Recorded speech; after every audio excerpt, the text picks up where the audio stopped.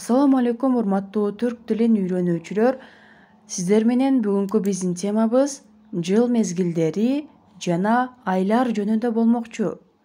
Анда эмесе түркчөдө жыл мезгилдерин мевсимлер деп айтабыз. Бул сабактар дагы да түшүнүктүү болуу үчүн бул кашанын ичине түркчөдөгү сөздөрдүн окулушун дагы жаздык. Дагы да сиздерге пайдалуу болот деген ойдобуз. Жыл мезгилдеринен кыш, бахар, жаз, яз, жай,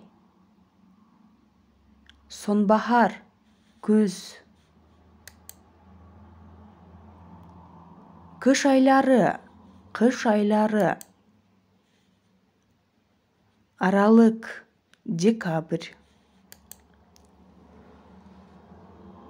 Ocak, январь, Şubat, fevral,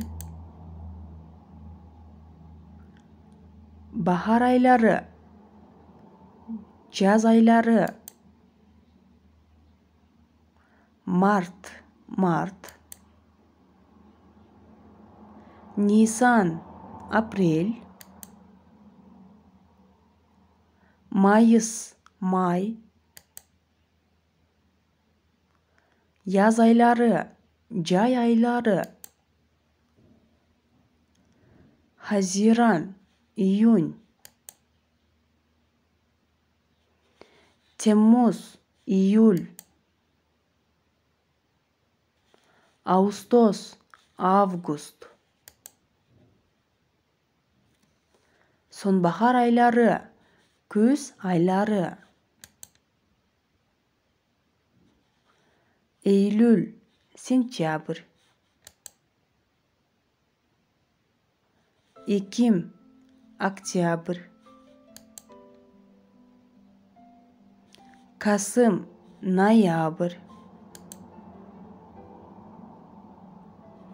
Ayları sırasıyla söyleyelim. Ocak,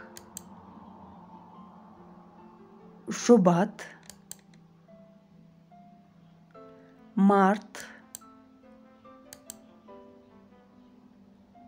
Nisan, Mayıs,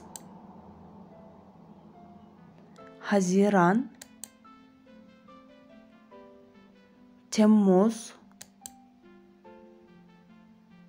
Ağustos, Eylül,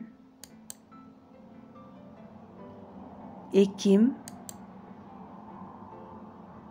Kasım,